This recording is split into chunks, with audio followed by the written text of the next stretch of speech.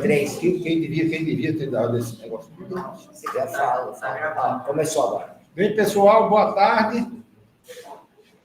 Sejam bem-vindos. Estamos aqui com um pequeno atraso. O professor Raima está se organizando ainda, tá certo? Daqui a pouco, dentro de uns 5, 10 minutos, nós começaremos. Espero eu. Depois disso, o professor Oswaldo está aqui, tem um bocado de informação para dar, porque eu já me esqueci tudo. Então, você tem que dar as informações. O professor Oswaldo agora vai dar as informações. Então, gente, dá boas-vindas, como o professor falou, né? Eu sei que há várias pessoas de fora. O Raima vai dar uma palestra para a gente nessa área, nesse setor novo de, como é que chama? De transição energética na indústria do petróleo. Então, vai ser muito interessante. E nós aqui também estamos aproveitando, tá certo? Para estar reunindo o programa. Eu vi que tem vários alunos do programa e de outros programas e de outras instituições. Quero dar boas-vindas.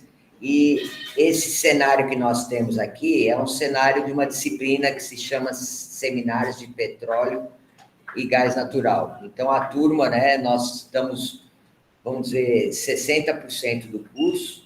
Então, nós teremos mais 3 palestras a serem ministradas nas próximas semanas, até o dia 20, até o dia 14 de julho. Dia 21 de julho ainda teremos apresentações dos nossos alunos, tá certo? Então, aqui está a Rirdan Costa, né, lá do 33. Muito prazer estar conosco. Conterrânea. Como vai, Rirdan? Tudo bem? Pode falar, Rirdan, que a gente já Um abraço para vocês aí no calor de Natal e eu aqui no frio de São Paulo. Ah, muito legal. Não está tão calor não, viu, Rirdan? Hoje está chovendo, está aquela temperaturazinha um pouco fria. Você devia estar em Mossoró, cidade junina, né? Ah, sim. Saudade do São João. É isso mesmo. É uma grande satisfação tê-la aqui conosco, então. E o nosso grande Edmilson, vai bem? Graças a Deus, está tudo bem. Ele manda um abraço para todos. Um abraço, Raima.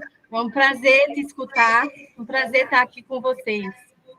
Obrigado, para ele também.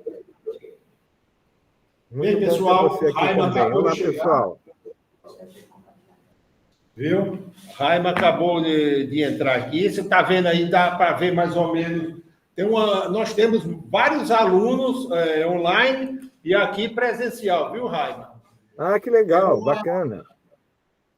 Bom, vou apresentar um pouco de Raima ao pessoal todo, os que estão presentes, os que estão fora. Raima foi o fundador, o idealizador, ele, juntamente com Eloy Fernandes e Fernandes, desse programa de recursos humanos da Agência Nacional do Petróleo. Então, em 1969, eles... 99, aliás. Em 1999, eles formataram esse programa e, no final de 99, surgiram os 16 primeiros programas. Depois, em 2000, mais 16, e assim sucessivamente, o negócio não parou mais. Raima depois saiu da ANP e foi para o Instituto Brasileiro de Petróleo e, hoje em dia, é consultor dentro dessa área de petróleo e gás. Então, Raima, mais uma vez, muito obrigado. Raima tem uma longa experiência nisso tudo aqui. Em função de nós o homenageamos com o nome, dando nome a esse auditório, o nome de Raima, pelo serviço prestado realmente que ele fez dentro dessa área e dentro dos programas de recursos humanos. Então, Raima, mais uma vez, muito obrigado pela sua participação e fique à vontade para começar a sua palestra, viu? E dizer algumas palavras, se assim quiser, algumas palavras preliminares. Valeu, Raima. Obrigado, Afonso. É uma satisfação. Obrigado, Oswaldo, pelo convite. A todo esse pessoal lindo que está aqui. É uma satisfação sempre muito grande poder estar colaborando com vocês, participando, né? Participando dessa formação de pessoal que é tão importante para a indústria do petróleo. E eu gostaria muito de estar pessoalmente aí para poder conversar com vocês, mas certamente não vai faltar oportunidades aí para que a gente possa estar juntos, ok? Muito bem. Afonso me pediu, e Oswaldo também, que fizesse uma apresentação a respeito da questão da transição energética, né? E eu tenho uma apresentação aqui que inclusive, recentemente eu fiz lá em Recife. Deixa eu só ver aqui como é que eu faço.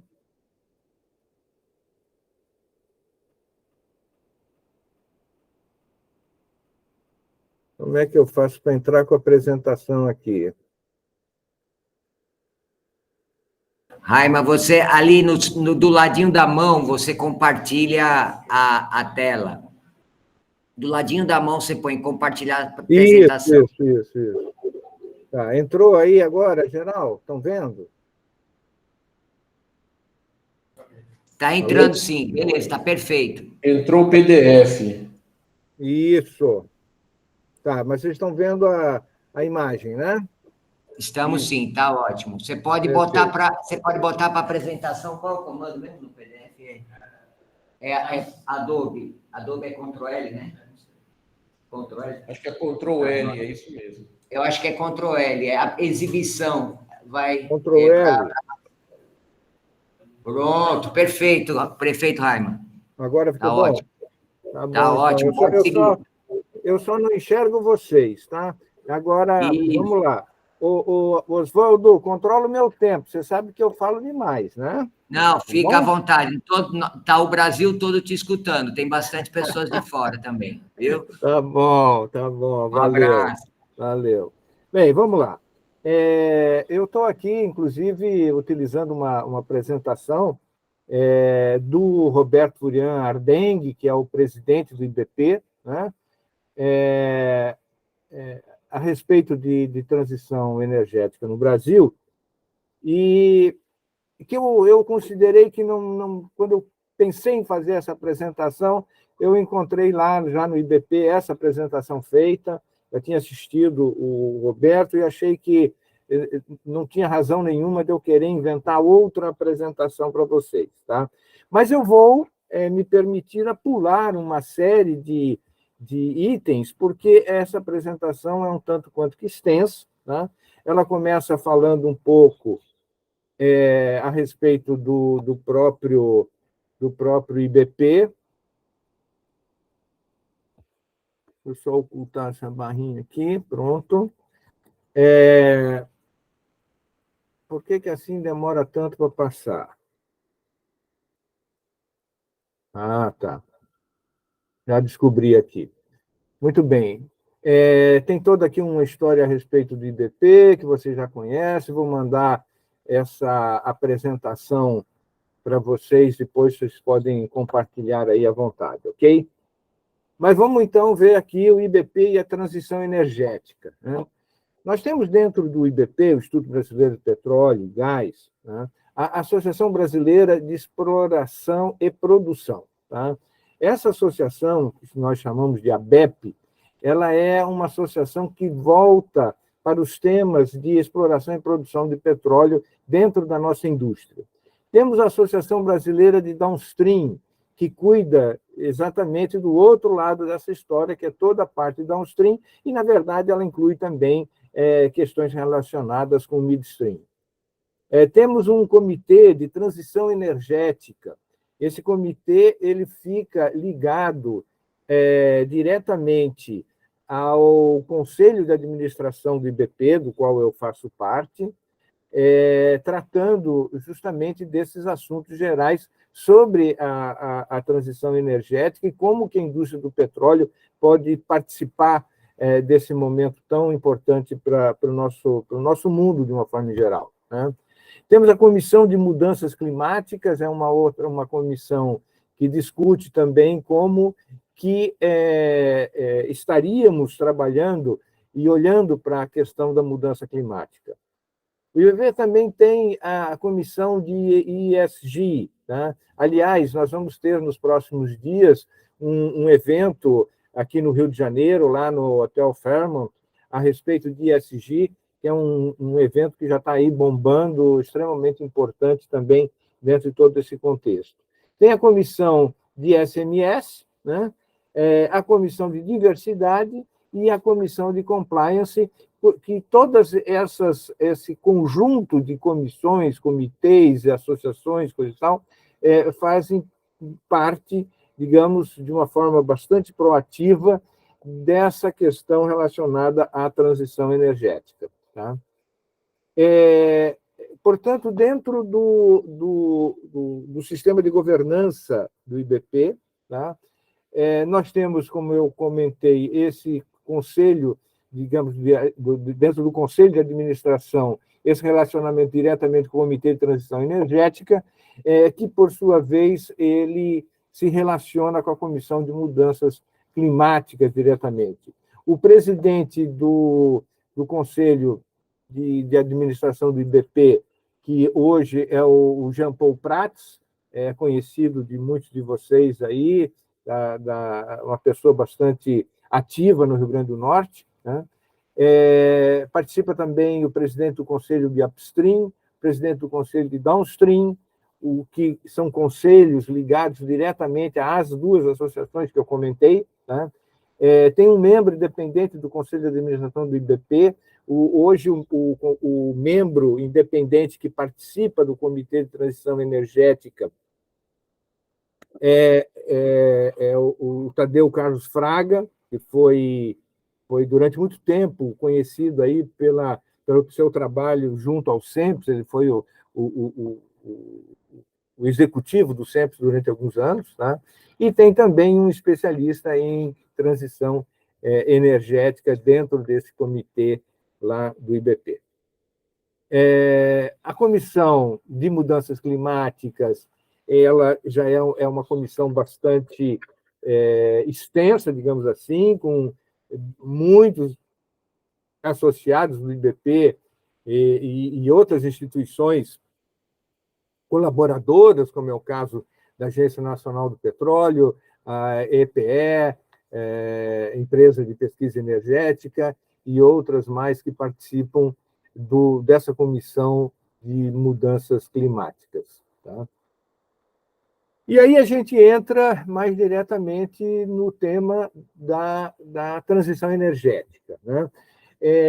A primeira questão que a gente tem que sempre estar lembrando, né, é que a transição energética ela ocorre sempre que um determinado energético, digamos assim, tá? Um combustível, vai ser substituído por outro. Tá? Então, nós temos, né, essa transição energética, evidentemente, que ela vem permanentemente se apresentando em troca de combustíveis ao longo do tempo. Né? Tivemos inicialmente a questão da biomassa, né, que foi, digamos assim, durante muito tempo, a lenha, né, como sendo o principal fonte energética que nós tínhamos. Depois veio a transição passando para o carvão. Né?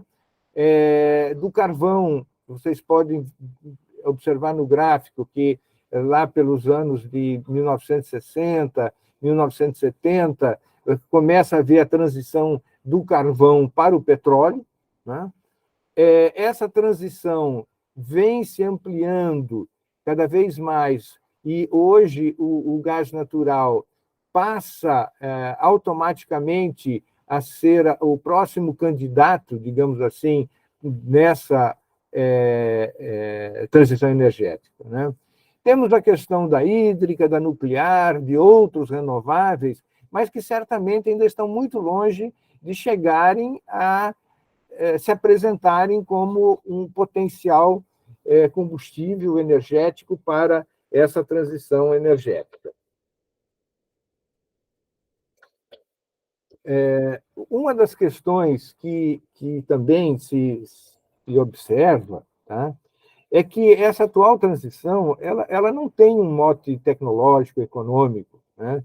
ela tem um mote socioambiental, né? Ao contrário da biomassa e do carvão, que foram substituídos principalmente por essas questões econômicas, ou até mesmo, podemos falar, a facilidade de uso, né? A disponibilidade do produto em termos mundiais.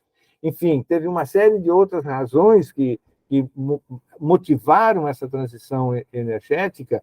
Hoje, nós olhando, vemos muito mais essa questão voltada para o aquecimento global como sendo um dos principais fatores, né, que estão nos levando para essa transição energética. E aí é que a gente vê, né, quais são os cenários que nós temos, né? Num cenário conservador, né, onde o sistema energético ele pode atuar sem grandes intervenções dos formuladores de política, ou seja, praticamente vai continuar do jeito que está, e que nós chegaríamos aí em 2050 com um aquecimento global de 2,6 graus centígrados, né?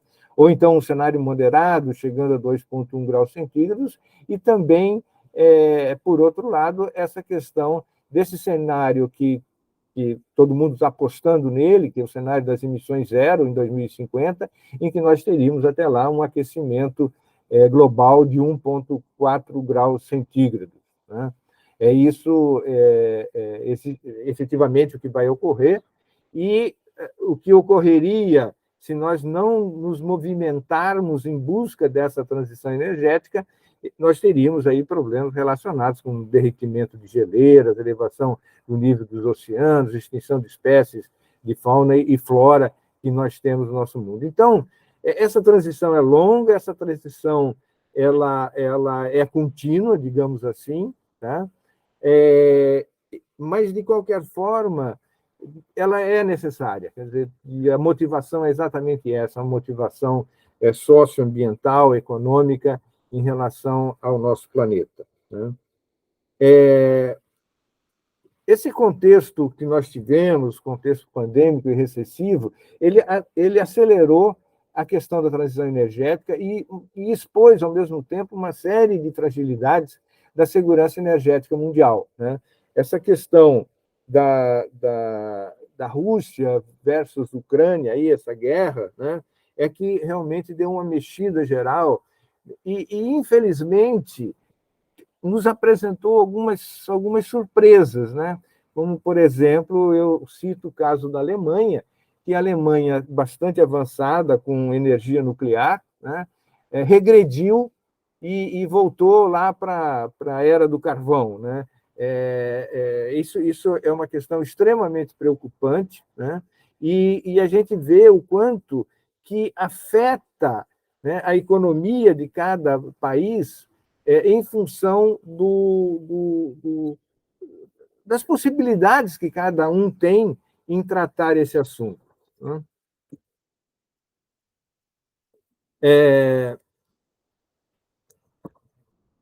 Precisamos considerar também uma outra coisa que aí afeta diretamente aos nossos estudantes, de uma forma geral, né? Lembrando que 50% das tecnologias que serão necessárias para atingir essas emissões líquidas zero em 2050, elas ainda precisam ser desenvolvidas, né? Então, tem muita oportunidade do ponto de vista de tecnologia, de formação de pessoal, né, de trabalhos mesmo a serem desenvolvidos nesses próximos anos, buscando essas novas tecnologias aí para trabalhar a questão da emissão líquida zero em 2050. Em 2019, um outro dado importante, 80% dos gastos públicos com pesquisa e desenvolvimento em energia foram justamente para a tecnologia de baixo carbono, né? A questão da eficiência energética, a questão da captação e captura, né, e armazenamento de CO2, a questão das energias renováveis, o hidrogênio, né, e evidentemente que a questão relacionada com o armazenamento de hidrogênio, o transporte do hidrogênio, entre outras questões que têm que ser trabalhadas para se chegar a atingir esses objetivos de 2050. No Brasil, especificamente, os recursos de pesquisa e desenvolvimento e inovação somaram mais de 14 bilhões entre 2010 e 2020. Esse dinheiro veio essencialmente das empresas petrolíferas e em função da cláusula de investimento em P&D. E são essenciais para o desenvolvimento dessas novas tecnologias. A previsão que se tem é de que, nos próximos anos, os investimentos em pesquisa, desenvolvimento e inovação devam chegar aí a 3 bilhões de reais por ano, voltados para essa questão, principalmente da transição energética.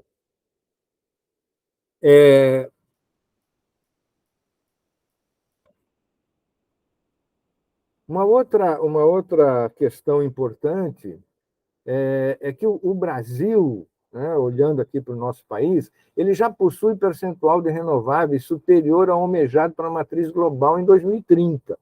Ou seja, nós estamos muito bem na foto. Mas, de qualquer forma, quer dizer, quando a gente vai olhando para esses investimentos e esse desenvolvimento todo que a gente teria que ter, é importante a gente considerar que o conceito de transição justa respeita as particularidades de cada região. E aí é uma questão bastante interessante, quer dizer, de certa forma, essa questão da transição energética é algo que tem que caber no bolso do povo, no bolso do país, porque, no final das contas, quem vai pagar tudo isso é o povo, é através dos seus impostos que vão sustentar todo esse sistema. Então, é sempre bom lembrar que a transição energética ela tem que ser justa, e ela tem que ser justa olhando para cada questão das particularidades desse país. Fernanda Delgado, que é a diretora executiva corporativa lá do IBP, ela sempre comenta, uma frase interessante que diz que na ponta econômica, no final econômico de um resultado, de um trabalho, de um desenvolvimento, existe uma família. E essa família ela tem que se alimentar, ela tem que ter saúde, ela tem que ter educação, tem que ter um monte de outras coisas. Então, essa transição energética ela não pode, de alguma forma, subtrair isso. Ela tem que andar junto com as questões que cada país tem em relação ao seu povo. No setor de transportes, vamos olhar aí dentro desses setores, de uma forma geral, que são mais complexos de ser descarbonizado que outros, o principal deles é o setor de transporte. 23% da energia consumida no Brasil é proveniente hoje dos biocombustíveis. Então, esse é um primeiro ponto, que nos coloca em vantagem. Se vocês olharem aqui no gráfico da esquerda, vocês vão ver que o óleo diesel, hoje, ele consome 45% da energia de transporte no Brasil é feito com óleo diesel. Depois é que vem lá um pequeno percentual de biodiesel, a gasolina vem em segundo lugar em termos de consumo e o etanol em terceiro lugar como principal combustível de transporte no nosso país. O segmento de biocombustíveis, quer dizer, olhando um pouquinho para ele, ele pode contribuir para a redução de emissões por meio de descarbonização da matriz, de uma forma geral. Mas, na questão desse biodiesel, o segmento dos biocombustíveis, digamos, de uma forma geral, nós temos que olhar que ainda tem muita oportunidade a se avançar, como é o caso, por exemplo, da querosene de aviação. Aí está se falando tanto em querosene verde, querosene isso, querosene aquele outro. Aliás, tem um monte de cor para todas essas questões, sempre tentando mostrar um pouco aquilo que é menos poluente do mais poluente.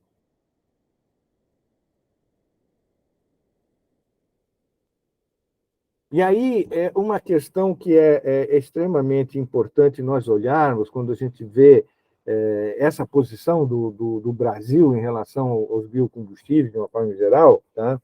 É que talvez, para o Brasil, a gente não devesse estar falando tanto como transição energética, e sim falar em adição energética, né?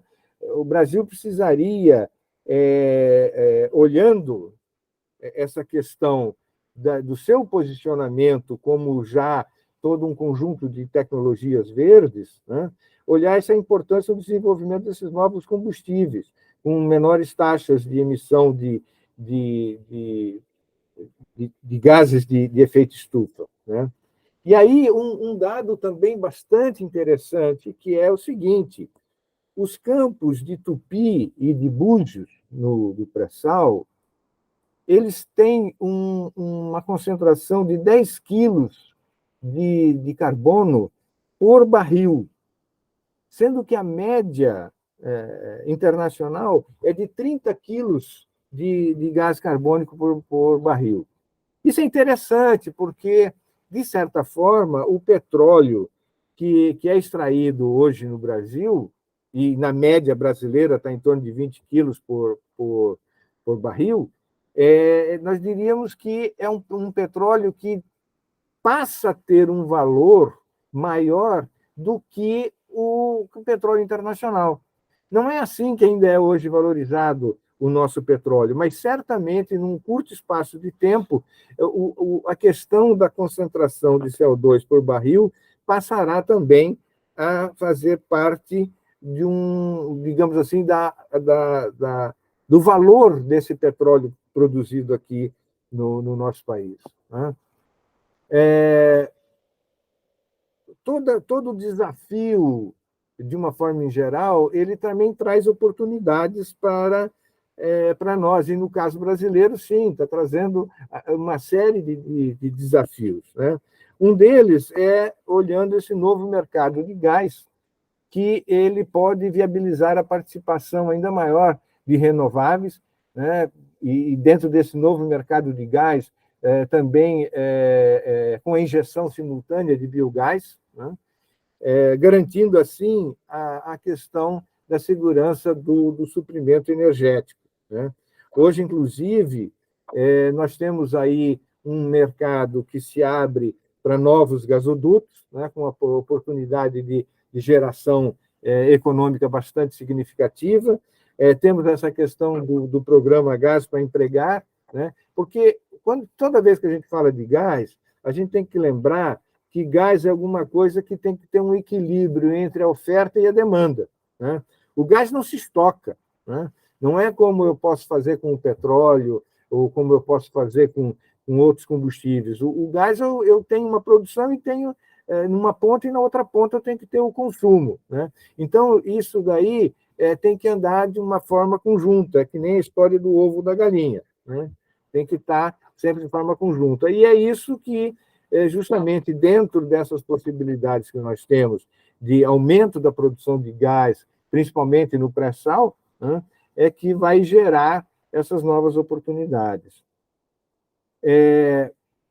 No caso do downstream, essa questão das oportunidades que estão sendo geradas, né, elas são essencialmente em relação à questão da produção de biocombustíveis, né? Essas novas rotas agora dependem de fatores tecnológicos, de logística, de mercado, de competitividade, tá? Mas o que é muito importante, quando a gente olha para esses fatores tecnológicos, né, é novamente a gente olhar para dentro dos centros de pesquisa, das universidades, desse pessoal que hoje está em formação para o mercado de trabalho, essa geração de oportunidades de trabalho dentro dessas novas rotas tecnológicas que, aos poucos, vão surgindo.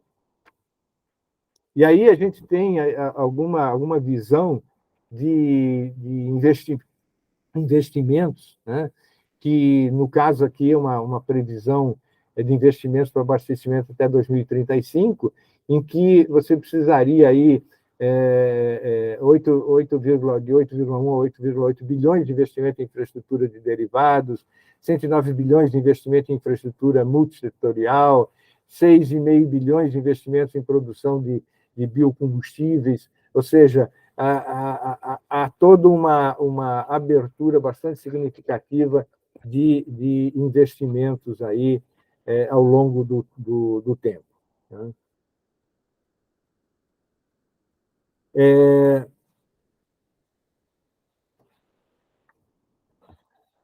Eu acho que eu pulei aqui um... Ah, sim.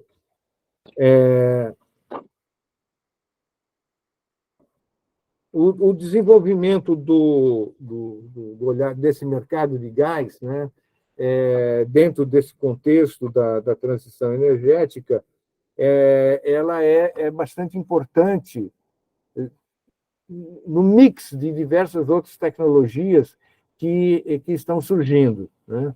E aí aparece uma questão bastante interessante, porque nós não vamos conseguir passar para outras tecnologias em termos de transição sem antes passar pelo gás natural.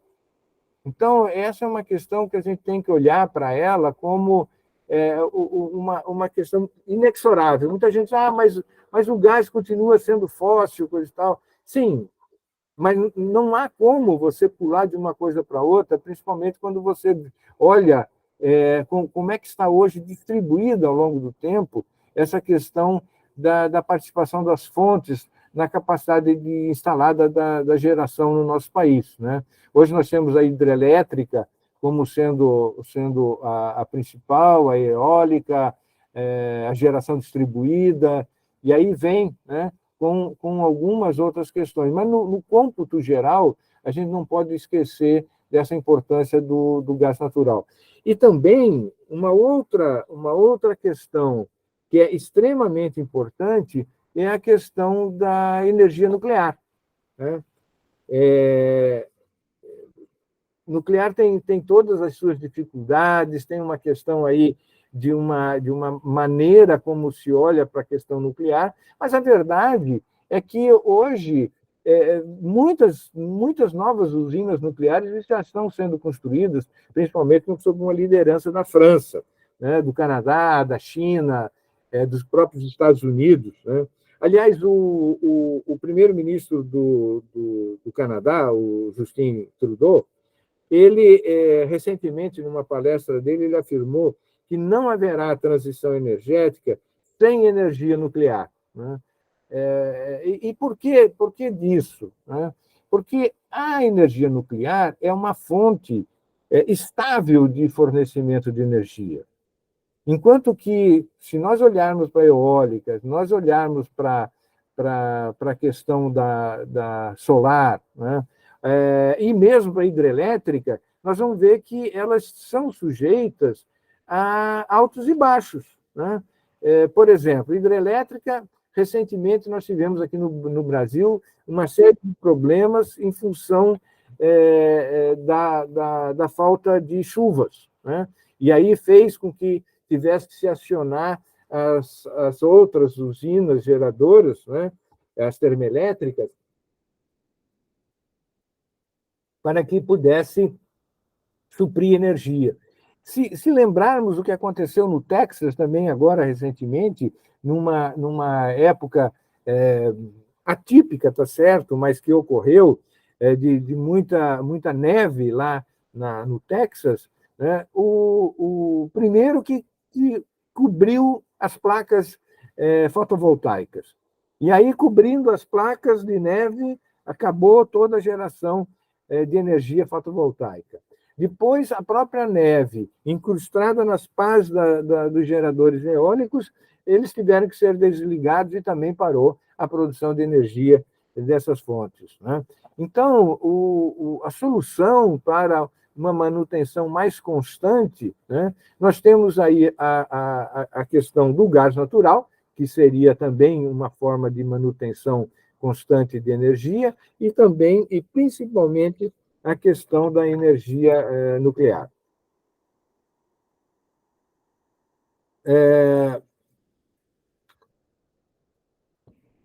Uma outra questão é que essa transição energética, ela, na verdade, é muito mais que a eletrificação da frota, né? E a indústria de óleo e gás ela contribui fortemente para essa atração de investimentos, gerações de postos de trabalho e de receitas, né? Entre 2023 e 2031, a projeção média anual de investimentos na indústria de óleo e gás ultrapassa a 18 bilhões de dólares. A exportação de petróleo bruto foi o segundo principal produto exportado pelo país em 2022, o que gerou uma receita superior a 42 bilhões de dólares em 2022. Né? E aí, a gente tem que lembrar que alguém tem que financiar essa transição energética. Né? Existem muitos setores que têm que financiar. E hoje, na liderança desse financiamento, está justamente a indústria do petróleo. Né? E temos que pensar assim, o petróleo vai acabar tão cedo? Né? Essa é uma velha discussão, eu já ouvi isso 200 vezes. Né? Eu diria que não. Mesmo que haja uma transição energética, o petróleo continuará sendo importante para nós, né? E dentro daquela questão da transição justa, certamente terão muitos países ainda que terão uma forte demanda e dependência em relação ao petróleo. O Brasil ele tem um destaque aí de potência energética do futuro, né? E aí é que vem essa questão da indústria de óleo e gás descarbonizada como peça-chave. Né? Já comentei com vocês a questão relacionada com a baixa quantidade de carbono do nosso petróleo, principalmente daquele do pré-sal. Né? Temos aí essa questão dos muitos projetos de captura e uso de CO2 que vêm sendo desenvolvidos pela indústria do petróleo e de certa forma, esses projetos eles estão abertos para a armazenagem, de uma forma em geral, de diversos outros tipos de indústria, não é só da própria indústria de óleo e gás. Né?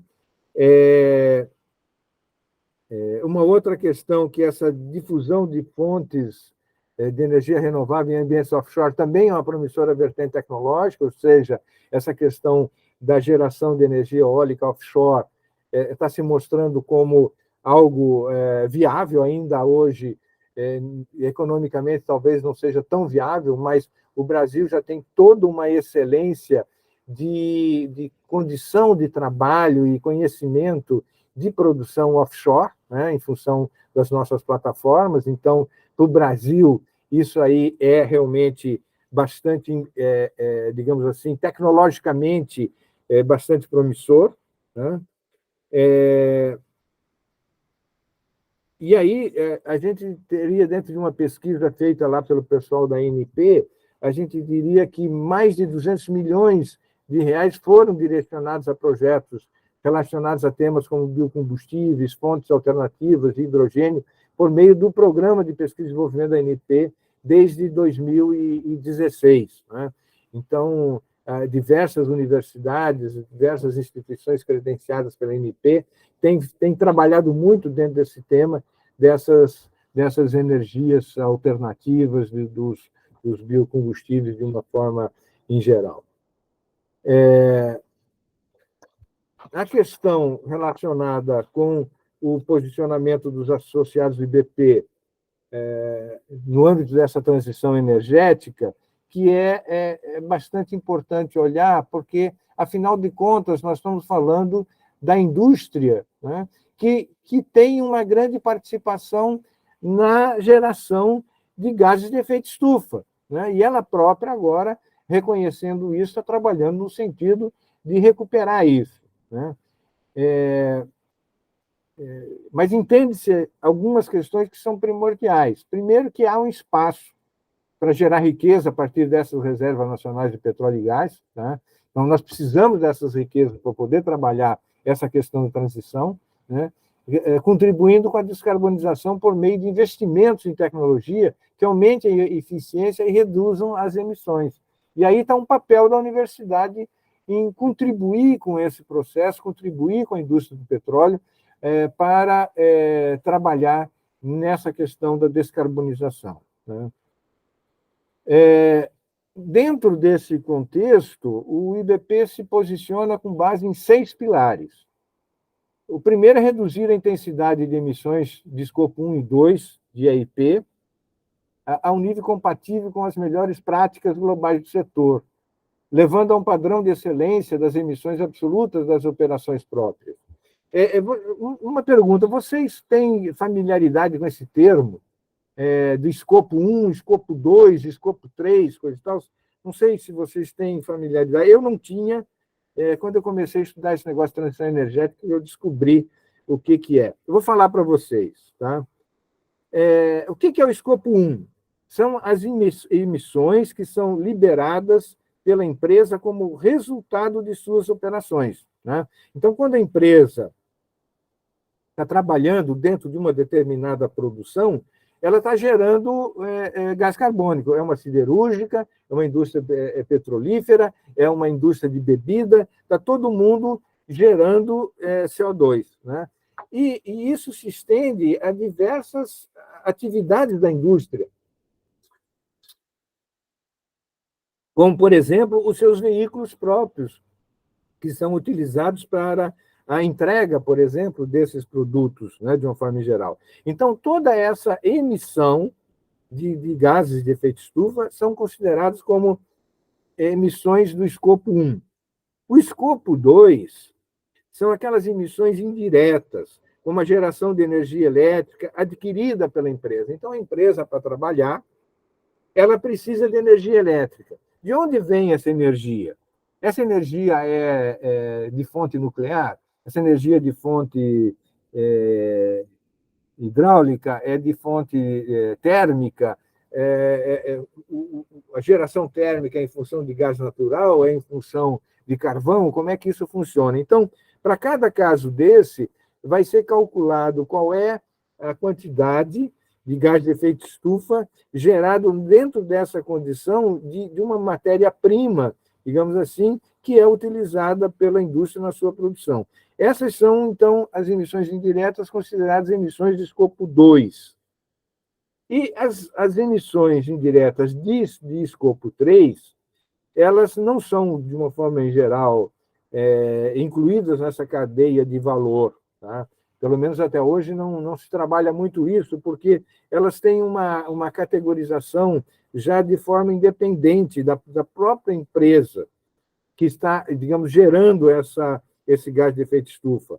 E aí eu diria para vocês que poderíamos dizer, as viagens que a gente faz, o executivo pegou um avião, quanto é que, nesse trabalho dele, quanto é que esse avião, per capita, aí no caso, está gerando de gás de efeito estufa, né? A distribuição que é feita por terceiros dos seus produtos também vai lá para esse escopo 3. Tá? Isso só queria fazer esse parênteses aqui, porque às vezes a gente fica falando escopo 1, escopo 2, escopo 3, e a gente acaba não entendendo o que significa isso. Tá? O pilar número 2 é no sentido de reduzir a intensidade de carbono nas atividades de refino, transporte e distribuição de combustíveis. Tá? E aí, evidentemente, que se buscando a redução, né, diminuição das emissões absolutas até 2050. O pilar 3 é melhorar o desempenho energético e de emissões das operações em toda a cadeia de valor. Tá? Outro tema bastante importante aí para desenvolvimento tecnológico e inovação.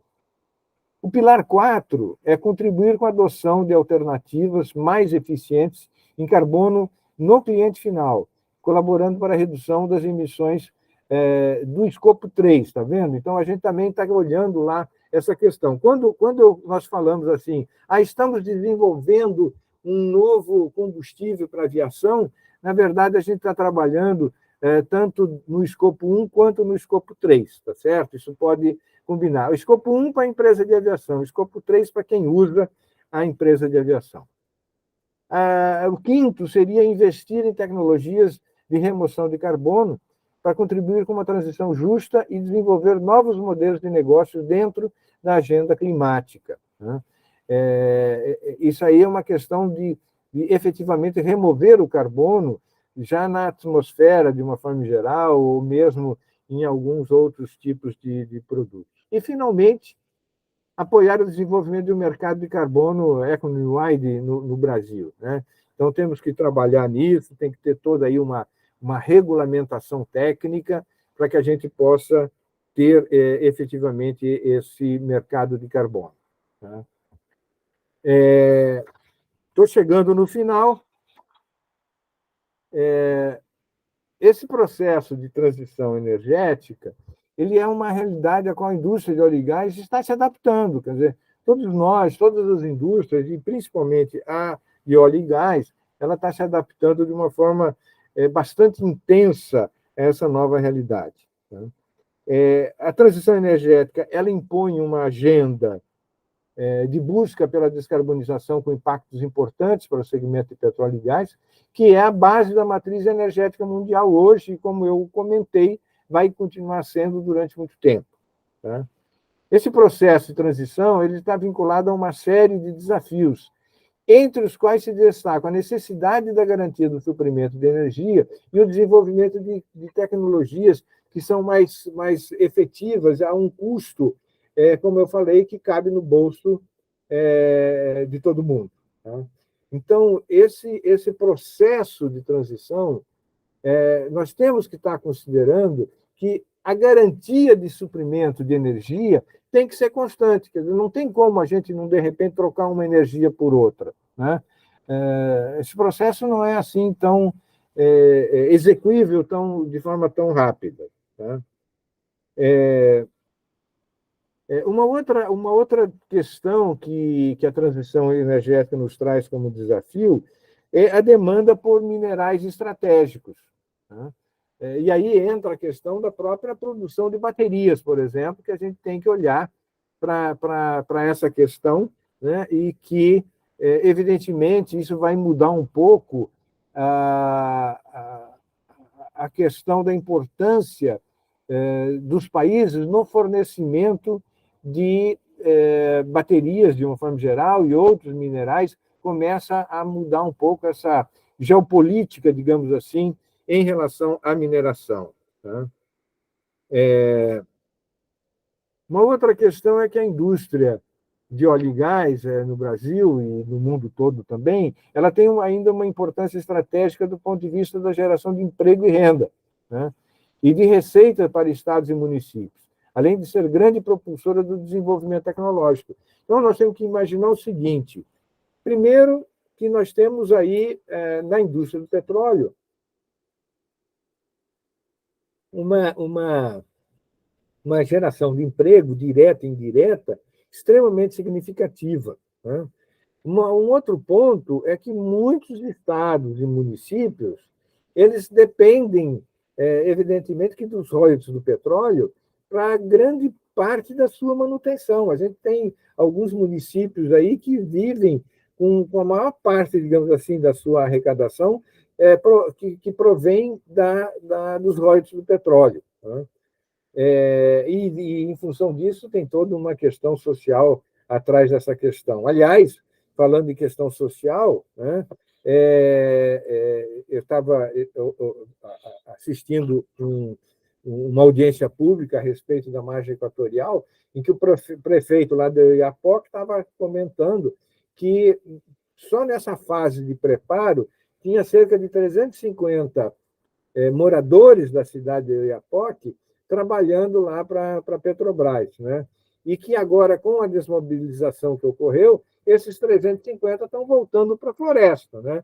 Eles vão voltar a cortar árvore, a buscar ouro, enfim, a trocentas outras coisas, quando poderia estar trabalhando de uma forma muito mais efetiva, objetiva e importante para o crescimento da cidade de Oiapoque. Então, isso é um exemplo isolado, mas ele não é único. Existem muitos exemplos dessa natureza, Brasil afora. Tá?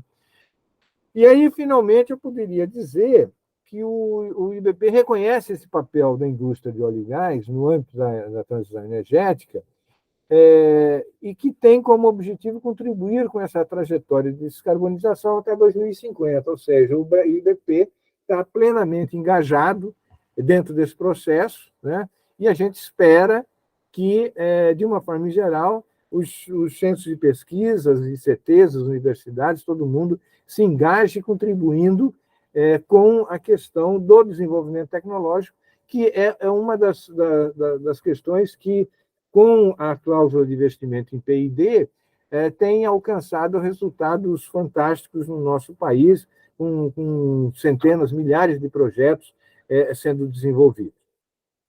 Bem, termino aqui. Fico à disposição de alguém que queira fazer alguma pergunta. Desculpe se eu passei do tempo. Oswaldo, você não falou nada, Oswaldo. Você não disse que eu falei demais. Tempo certo, Raima, tudo em ordem. Valeu, muito obrigado mais uma vez. E eu vou abrir aqui para o pessoal fazer alguma pergunta. Você me escutou, Raima? Estou te escutando, sim. Estava saindo aqui da minha apresentação. Tá joia, valeu. Tudo bem. Ei, pessoal.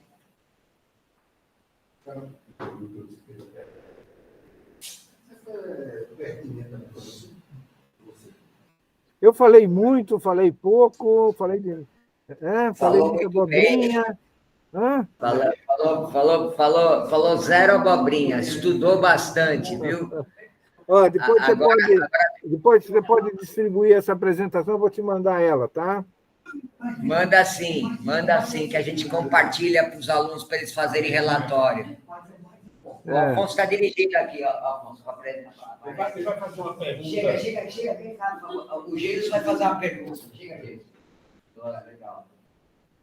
Nossa, agora vai. Obrigado por estarem aqui. Chega, Gilson.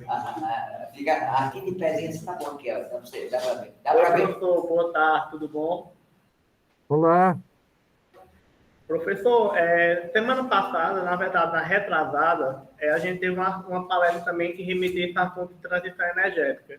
E um questionamento que eu fiz para o palestrante, que eu queria até fazer para o senhor também, para saber o ponto de vista, é em relação ao mercado de crédito de dióxido de carbono dentro do Brasil, no cenário brasileiro. Que em uma busca que eu já fiz pela literatura, eu vejo que tem muito esse conceito, mas no exterior. Eu queria saber como tem esse cenário do mercado de crédito dentro do Brasil.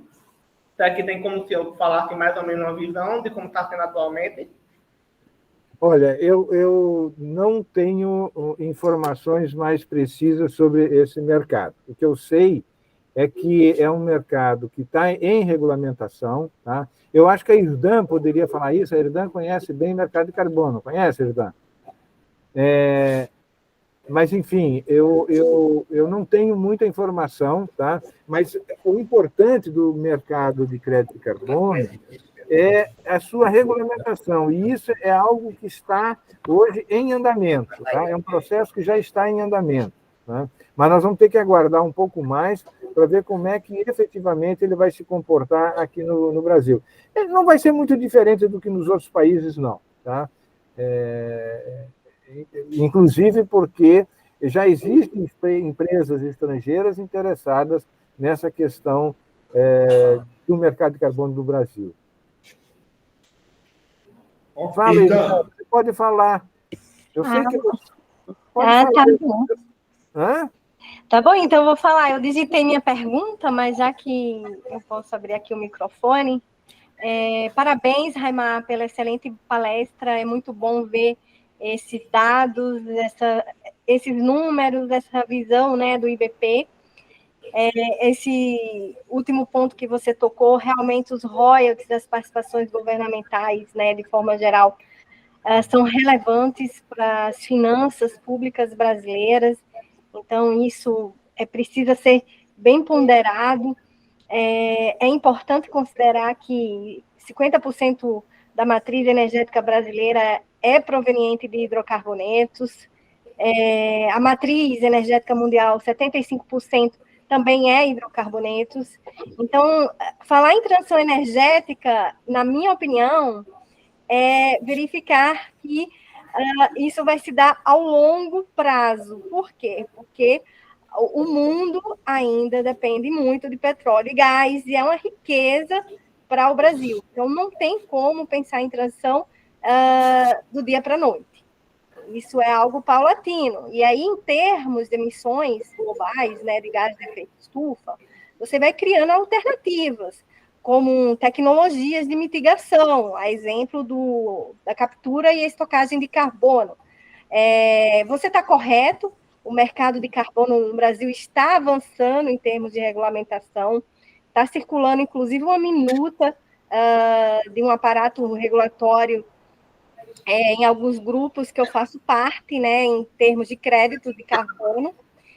Mas a minha pergunta foi especificamente em relação a projetos de captura e estocagem de carbono, que a gente sabe que muitas empresas de petróleo e gás estão investindo em CCS, de certa forma, para ficar nessa onda, né, de net zero, de uma pegada aí com menos emissão, para mitigar os gases de efeito estufa e aí corresponder aos anseios internacionais, como o Acordo de Paris. Então, eu queria saber a sua opinião sobre esses projetos de captura e estocagem de carbono no Brasil, né? E quais as barreiras que você enxerga? E aí pode ser assim barreiras amplas, ou seja, o custo ainda é muito alto. Enfim, eu não vou dar resposta, né? Eu fiz a pergunta a você. Obrigada, Raimar. Parabéns, como sempre. Obrigado, Herdan. Você é sempre muito gentil.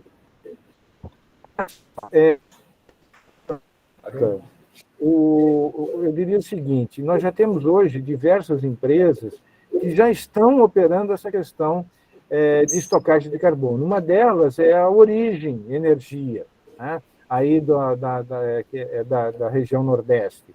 Eles já estão operando essa questão de estocagem de carbono. Temos outras empresas que estão, a própria Selem, da refinaria lá de Mataripe, a questão da Petrobras também está trabalhando, inclusive a Petrobras já anunciando que vai ter uma espécie de um hub de captação de carbono e vai poder estocar carbono que não seja de produção própria, mas de outras empresas. Enfim, nós já temos diversos projetos em andamento. Eu diria que, você pergunta para mim qual é o principal entrave. Eu diria que é a tecnologia. Né? Por quê? Porque é a tecnologia que vai reduzir o custo, é a tecnologia que vai garantir que aquele gás que vai ser estocado vai ficar lá durante séculos. Né? É a tecnologia que vai facilitar toda essa questão de transporte, porque nós ainda temos algumas dúvidas em relação ao transporte de CO2 em dutos, dependendo do tipo do aço. Né? Enfim, existem ainda algumas questões aí logísticas, operacionais, que, do meu ponto de vista, eu traduzo tudo isso numa coisa, tecnologia. Eu acho que a gente tem que realmente estudar e buscar as melhores tecnologias possíveis para fazer isso. Isso aí também tá visto na questão do hidrogênio, né? Você vê que a questão do hidrogênio também está esbarrando no problema da tecnologia. É caro? É. Tem como reduzir? Tem. Mas nós precisamos de tecnologia para que tudo isso aconteça. Né? E também na forma como você pode, eventualmente, estar transportando esse hidrogênio. Né? Então, é tecnologia, Herdan, a gente tem que trabalhar por isso. Obrigada, Raimar. Um abraço. Parabéns novamente. Outro. Obrigado, Professor Herdan. Oswaldo, é com você agora. Obrigada pelo espaço aqui. Até mais. Mas, Herdan, você chamou o professor Oswaldo, o professor Afonso está aqui no meio. O professor Oswaldo, ele está aqui. É que está escrito Oswaldo Filho, então, como advogada, eu leio o que está escrito, né? Claro, mas olha, foi ótima a sua participação, sabe? Contribui, né? Complementa, excelente. Exatamente. Aí, alguém mais gostaria de comentar que está com alguma pergunta, não leva a pergunta para casa, como a Maria Eduardo, o Ciro, o Arthur, o Rogério. Presencial aqui. E principalmente aqui, né? Se tem alguém mais que gostaria de falar, alguma pergunta? O professor Raimari e consultor, ele estudou e deu para perceber, assim, a tarefa de casa de estar estudando sobre esse assunto. Então, foi um privilégio a gente estar assistindo essa palestra, né? Foi muito, muito,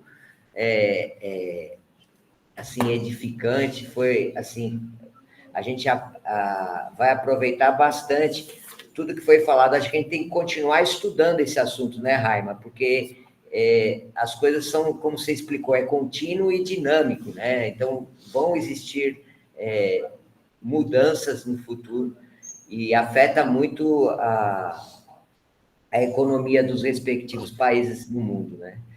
Exatamente.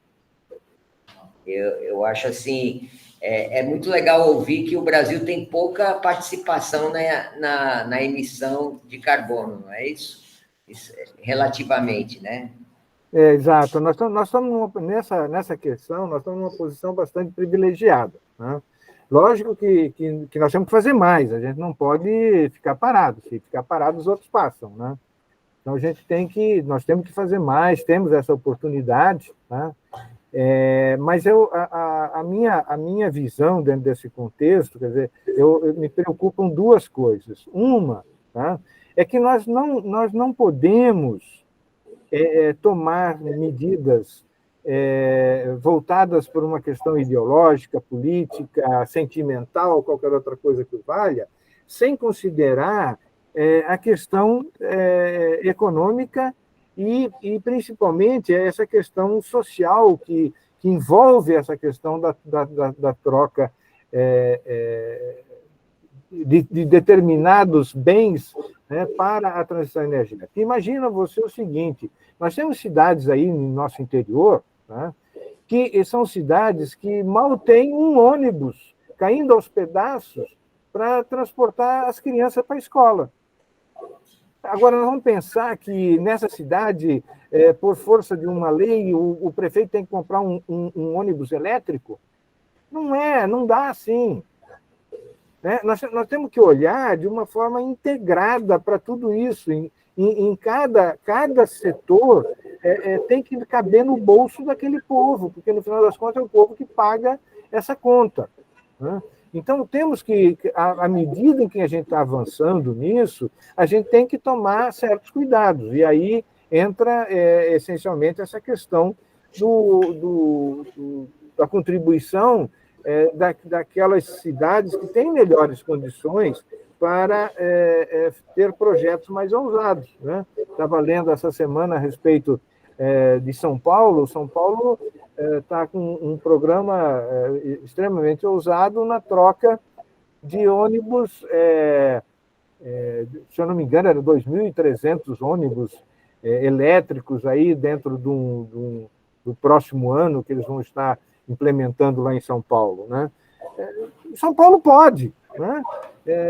Outra notícia recente, Balneário de Camboriú, lá em Santa Catarina. Balneário de Camboriú também trocou a frota de ônibus deles, todos por ônibus elétricos, e ainda mais, de graça. Né? É grátis o transporte. Né? Balneário pode. Né? Então, a gente tem que olhar um pouco para essas questões todas aí, econômicas e sociais e as diversas realidades que nós temos no nosso país. Muito obrigado. O professor Afonso agora ele assume aqui a Pronto, vai assumir de novo. Bem, pessoal, mais alguma pergunta por aqui? Por aqui está difícil tirar coelho dessa cartola, viu, Raima? Estou acostumado, Afonso, estou acostumado. Ei, pessoal, alguém gostaria de fazer mais alguma pergunta à Raima? Bom. Essa turma que está quietinha aqui também pela internet, se alguém quiser... isso mesmo, né?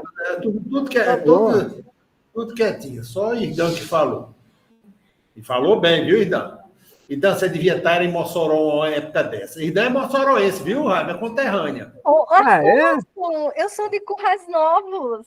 Aí Edilco Rainó pensava que era de Mossoró. Eu acho que Edmilson, quando me disse que você era de Mossoró. Pensava que você era de lá. Ele se confundiu. Eu adoro Mossoró, já fui muito, fui para o Termas, já andei muito na região. Mas eu sou de Currais Novos.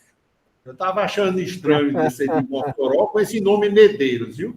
Medeiros. Toda essa região Seridó é Medeiros e Dantas, viu? E Araújo, viu, Raima? Você vê um Dantas, um Araújo, Medeiros aí, lá dessa região. Do Seridó. Seridó é cheio de medeiros. Pois é, mas professor Afonso, se Deus quiser, em breve eu vou estar aí no Rio Grande do Norte. Nossa, e venha nos visitar, viu? Pode deixar.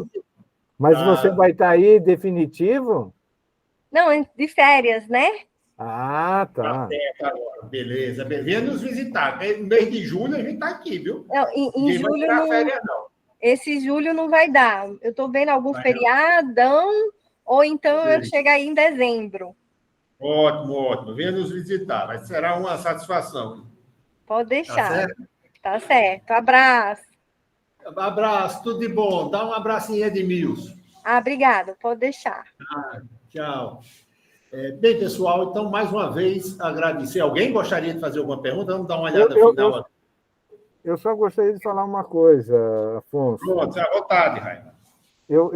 Primeiro que eu quero agradecer muito esse carinho de vocês, todos vocês aí da Universidade Federal do Rio Grande do Norte sempre tiveram uma consideração muito grande por mim, e isso é muito gostoso, é muito prazeroso, porque são anos e anos de trabalho que a gente vem desenvolvendo aí para trabalhar a questão da formação de recursos humanos na indústria do petróleo, né? Junto com isso, a questão do próprio desenvolvimento tecnológico, né? Eu sempre comentei que é uma pena que o PRH ficou exclusivamente no setor petróleo. Tantos outros setores poderiam estar usando o modelo do PRH, porque, inegavelmente, o PRH é um sucesso, né? Ele, durante esses anos todos, já passou da casa de 10 mil estudantes que foram formados pelo PRH, tá? E mais recentemente, eu estou muito feliz e já vou provocando vocês aí, porque o John Forman, que é o presidente da Associação Brasileira de Energia Nuclear, ele me chamou para a gente montar um PRH nuclear, né? Um PRH justamente dentro desse setor nuclear. E tenho certeza que, como a UFRN respondeu de uma forma assim, extremamente positiva, quando nós começamos esse movimento de instalação de laboratórios, de provocar vocês aí para trabalharem pelo setor petróleo e gás, tá? Eu tenho certeza que vocês também vão responder de forma bastante positiva por essa questão aí da energia nuclear, que não fica exclusivamente na questão da geração de energia. Nós estamos falando na questão do tratamento por exemplo, de frutas que são exportadas, né? Todo o uso da energia nuclear, o uso da energia nuclear na questão da saúde, enfim, a aplicação da energia solar nuclear em diversos setores, tá? Então, eu já começo provocando vocês aí que a gente está em busca de soluções para essa questão, tá?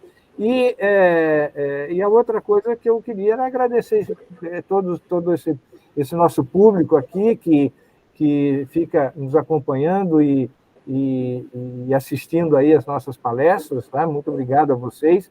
Eu estou sempre à disposição e espero qualquer hora poder estar pessoalmente aí com vocês aí, especialmente nesse auditório fabuloso aí que foi construído pelo Afonso Avelino, por Oswaldo, pela turma toda aí do PRH. Grande abraço aí, Afonso, Oswaldo, obrigado, hein? Valeu, Raima, mais uma vez, muito obrigado. Dê um abraço em Marilene, tudo de bom para vocês, viu? E volta no final de semana. É isso aí. Grande abraço, hein? Tchau, tchau. Valeu. Obrigado.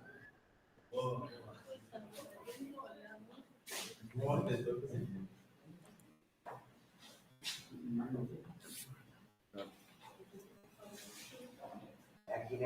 Você vai apresentar hoje, né? Pronto, olha aqui, ó, quem vai apresentar. Tá vendo?